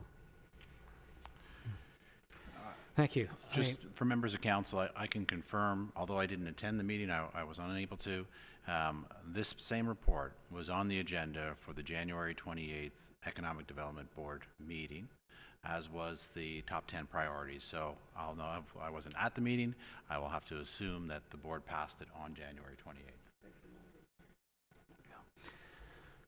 Thank you. And, just the fact that, we have Mayor Maracas and a couple of members of our council on the board, just to have something totally misrepresented on a report, I think that's... Councillor, I've just stated that the report was submitted to the board. I wouldn't agree that it was misrepresentation. I'm not sure what the language is, but I don't think that's fair to say that staff are misrepresenting. Well, well, based on what Mayor Maracus said, that these priorities are in the wrong order. I mean, given that we commit That would dollars, be fair to say. Yeah, I mean, given that we put in dollars to the top 2 or 3 items, and not really going to commit to maybe the 29th or 30th item, I'd say this is pretty important, and it misrepresents the priorities that were agreed upon, and certainly 2 of our members confirmed that. So, you know, that's what I meant, and I think I correctly phrased it. So based on that, you know, I'll have to, you know, just receive the report, and, you know, it's unfortunate that the recommendations are the way they are in terms of the others. Thank you. Thank you, Councillor. If I can make a suggestion, Council, perhaps this should be referred back to staff. And that way, the comments that have been around the table, staff can take another look at this, verify the action plan, and as well as the comments about waiting until the position has been filled. So would somebody care to make a motion to refer to staff? Councillor Gilliland, Councillor Humphreys. Any speakers to the referral? Mayor Marcus? Any to the referral? Okay. Seeing none, all those in favor of the referral? Motion carried. On to lease extension for Central York Fire. Do I have a mover? Councillor Gardner, seconder? Councillor Gilliland? Any comments or questions about extending and amending the lease for Central York? Councillor Gallo. Just just a question in terms of whether this is market value and what type of, I guess, undertaking that we do to make sure that our assets are generating the proper amount of income. Is it consistent with what we've done in the past? As well as, I know it speaks into the report about just getting a better understanding where the money goes and how it's filtered through, whether it stays in JCC or whether it's going to come back to us. I know staff is working on that, but just to give me a better sense of it, at least the market value part. Sorry, if I can understand, you have 2 questions. One is market value, the second is where do the funds go? Even though I know they're working on that. Who's best answered? Ms. McDougall. Through you, Mr. Chair, I'll start with the first question as it relates to market value. In fairness, it is a 3% that's been added to it since it commenced in 2008. Every year after, it's been 3% every year. It's been incrementally going up. As far as and how the figure started back in 2008, when the lease agreement was established, that I don't know how they had determined it. So in fairness, we would have to review where we're at with the market rate. That equates to almost $14 a square foot. So with that location, where they're located, that's something I'd have to review with our Economic Development Department to see where they stand, but that'll get back to council before the next meeting, how that compares. As it relates to the JCC and the review of where the money goes, I'll pass that to our director if that's okay. Thank you. Ms. Wainwright, Van Kessel. Through you, Mr. Chair. So any revenue that is received for the rental of buildings which are used by Central York Fire, that money goes towards the operations of Central York Fire as per the agreement that's in place. And then it comes off the overall cost that is then distributed to the 2 towns. And through Councillor you, Gallo. through you, Mr. Chair, is that consistent throughout all of the assets, both in Newmarket and Aurora? Ms. Wainwright, Van Kessel. Through you, Mr. Chair, I'd have to confirm that with Newmarket to see what their status is with their assets. But from my understanding, the 2 fire stations that they have in Newmarket are wholly operated by Central York. They're not renting out any of the space in their fire stations. And through you, Mr. Chair, so I have more than 2, I guess, questions. Who does the maintenance, and I'm going to assume it's our assets, so we do the capital, any capital improvements, but just to verify that. Perhaps I'll direct that to maybe Mr. Downey, was just for the sake of chiming in. Oh, well, I tried to get you in. Mrs. Wainwright Rancastle. Through you, Mr. Chair. As per the agreement, the Central York Fire Station, Central York Fire Service is responsible for the day-to-day maintenance. The maintenance of the assets, the repair and replacement, the capital improvements are responsibility of the town in which the asset resides. So for the fire stations that are currently they are either wholly in Newmarket or Aurora. This will change for the new fire station that will be built, which will actually be a joint asset between the two towns. Councilor Gallo? And I guess no study has been done in terms of how much are we, I guess, an analysis on what we're spending towards the asset and the income in terms of the rental of the asset. Has any work been done to see, does that equal, are we contributing far more than what we're receiving from that asset? I assume it's not, but I mean, Mrs. Wainwright Van Kessel. Through you, Mr. Chair, we haven't done that analysis to this point, but if that's something council would like us to bring forward, Ms. McDougan and I, we can work together on that. I'll put some more thought to it, but I'm just trying to, we have an opportunity where our lease is up, and whenever that happens, at least in my world, you reassess and you see, are we charging market value? What is it costing us to maintain this facility and the capital cost and all that? And then you make a judgment call in terms of when you go out to market, are we getting what we're supposed to be getting in the best interest of the taxpayers? And that's what I'm trying to achieve. Thank you, Councilor Keller. Councilor Gardner. I don't have anything to add to what Councillor Gallo said. I think those questions were very good. Mayor Maracas. I was just going to throw something way out there and just say, if we're going to look for value for our tax dollars, maybe we should put in some strong wording, as we heard today about Metrolinx. Maybe we should put some strong wording in saying we should look at consolidation between the paramedic services and fire. Might be an I don't idea think I've heard somebody mention that before. Councilor Gardner for the second time. Thank you. It's, who's report? Sorry, the lease is already up. Yes, it is, January 1st, 2020. So why, we must have known that. Why are we getting it now? Through to Ms. McDougall. Through you, Mr. Chair, staff did begin the conversations and negotiations with the region last fall, but we have been going back and forth based on the details within the lease. I know through speaking with our legal department, as it relates to the lease, there is a provision in the lease that covers us month to month until a formal approval can be endorsed by council. Councilor Gardner. Through you, Mr. Chair.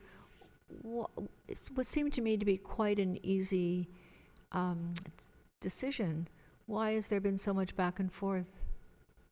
Ms. McDougall. Through Mr. Chair, unfortunately, I'm not at the table. My team is at the table along with legal. Has been part of the conversation, so I can't speak to the conversations of what's taken this time, but. Perhaps Ms. Desario has a comment? She does not. Perhaps staff, you can follow up with staff independently, or wait till Mr. Nadarozny's back. I'm sure that he may have an additional comment. Yeah, thank you. I'm really surprised to hear that, actually. See no other questions? All those in favor? Opposed? Motion carries. On to R5. The construction of the median at Ridge Road and Young Street. Something that's been talked about a long time. Would somebody like to move this? Councilor Gilliland, seconded by Mayor Maracas. Any comments or questions? Councilor Gilliland. Thank you, through you, Mr. Chair.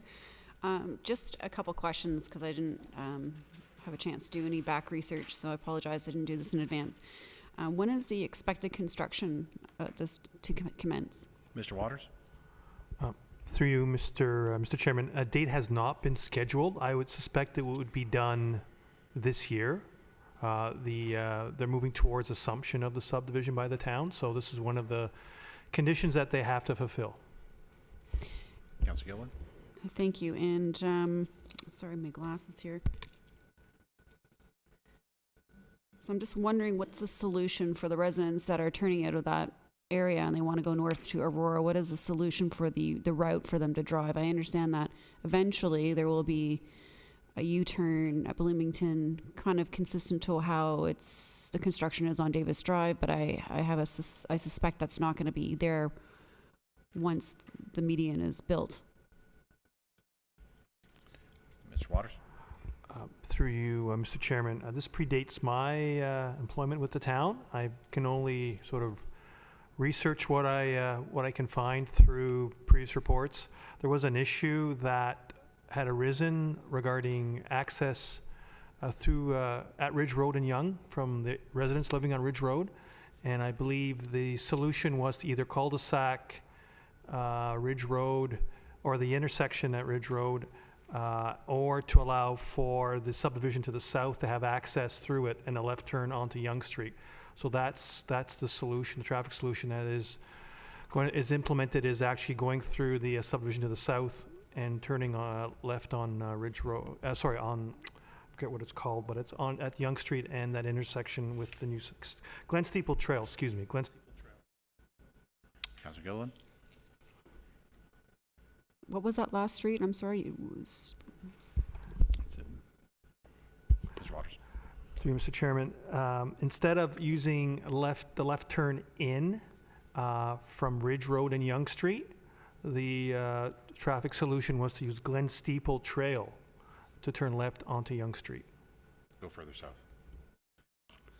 Okay, so if I was a resident living on Ridge Road and I'm trying to turn north, I can no longer do that anymore. So you're suggesting they need to drive through Glen Steeple Trail and then turn north from there.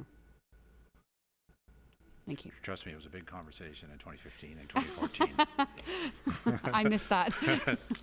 All right, thank you. You're welcome. Councillor Gallo, who actually would remember this since he's I did, but I'm not going to rehash it.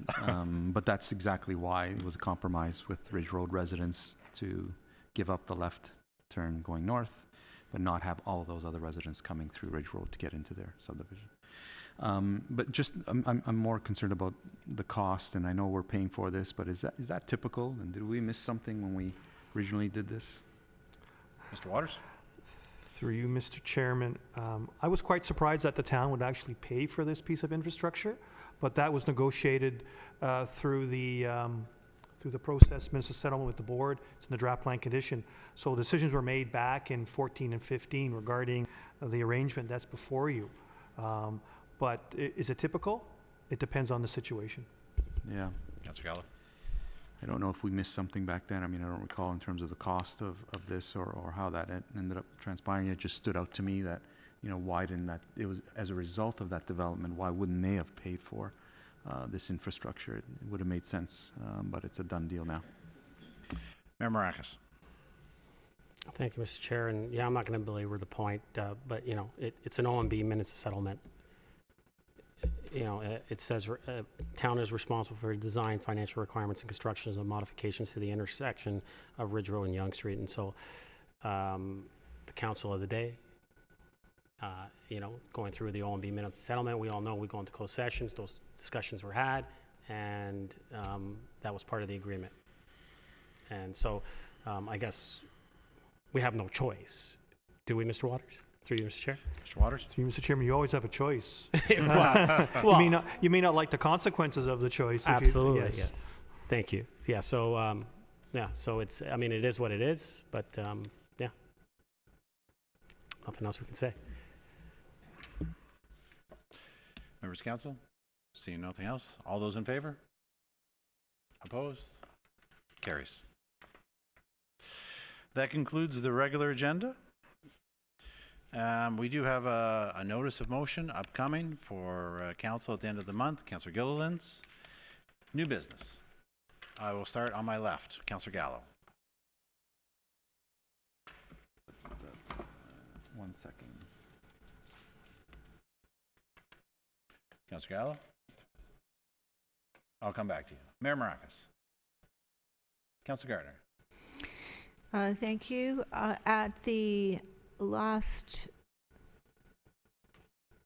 council meeting, I think it was, you asked about some minutes from the Conservation Authority. I wasn't fast on the draw that meeting. The minutes you were looking, or the report you were looking at on the agenda was actually from the September 27th meeting of the Conservation Authority. So, and I'm glad you asked it, because what you were concerned about was the update on Bill 108, more homes, more choices. And going back to the minutes, what I remembered was that the Ontario government had proposed a lot of changes, and changes also to the Conservation Act, which governed the Conservation Authority. And what was in question was the Conservation Authority's ability to deliver more than just the core services being, for example, flood protection. But the Conservation Authority delivers a lot of other services that the town of Aurora and other municipalities use. If the province took away the funding, then that would mean the authority would have to go to all of the individual municipalities and say, well, what services do you want to have? And then we would have to pay for them separately. And I don't know if you remember, but also with the Clean Water Act, the province was going to and may still be going to download the responsibility to the municipalities. So I was quite concerned how our 2020 budget would be affected by all of this. Mayor Marcos, I don't know if you had a chance to speak with our chair, but it seems to me that the Conservation Authority has had a lot of meetings with the province and educated them, helped them understand what conservation authorities do and the importance of the services they provide. And I think that the province has backed off on a lot of this. And so it's not going to be as dire as the Conservation Authority thought, because it was going to be a big change in their finances and also a big change in ours. Don't think anything has been decided about the source water protection yet. Perhaps Mayor Marcos has something else to add, but in September it looked pretty dire financially. Now it looks a lot better. So thank you for asking. Thanks for the update, Councillor Gardner. Councillor Gallagher, I'll move back to you for new business. Thank you. And I'm wondering if staff could provide all the reports related to Cousins Drive and the at-grade overpass, past reports to council. I don't know if everybody wants it. I'm interested in reading up and seeing where we were and what, if anything, can be done. I'll ask the clerk if he can circulate those reports. He says yes. Thank you. The only reason I could look, but I don't think the history is on the website just yet. So I probably have them. Yeah. Thanks. Councillor Kim. Councillor Humphreys. Councillor Gilliland. We'll start with public service announcements, and you're up. The 2020 Winter Recreation Program registrations now open for residents. To view the program guide online, to browse through the programs and courses, please visit aurora.ca/recguide. And yeah, you'll notice we have a brand newly launched website. So hopefully all the residents enjoy navigating that. Perfect. Thank you. Winter overnight parking restrictions are in effect until April 15th. 2020. During these months, there's no parking on streets between 2 a.m. and 6 a.m. Parking restrictions will be enforced regardless of the current weather or road conditions during that period of time. So be sure your parked vehicle is off the roadway during the restricted hours. The fine for each offense is $50. For more detailed information, visit our new website or find out our real-time information when your street has been or will be plowed. Please visit aurora.ca/snow. Thank you. Councillor Kim. Learn more about Aurora's priorities for 2020 at the annual Mayor's Luncheon hosted by the Aurora Chamber of Commerce on Wednesday, February 19th at the Royal Venetian, featuring Mayor Tom Marakis, who gets things done, apparently. Join us to learn about the Mayor's exciting projects for 2020 and beyond. To buy your ticket, visit aurorachamber.on.ca. Thank you, Councillor Kim. Councillor Gardner. Thank you. Every year, it's become a tradition in Aurora that we have the, Mayor's celebration of youth arts and at the Cultural Center. Last year it was just traditional art, painting, etc. But this year on Wednesday, February 19th, they're going to do a showcase of performing art. So that's going to be music, dance, theater, spoken word, etc. And we try and involve all of the high schools in this. It's a very, very exciting time. And hopefully everybody will be able to come out. It's Black History Month. And on Saturday, I would like to thank the York Region Police. They hosted an excellent, I guess it was morning, and there was some great singing by George St. Kitts and fabulous food, and it was quite an experience, and I was glad to attend. And then I went to the library, and the library hosted a storytelling event, which was amazing.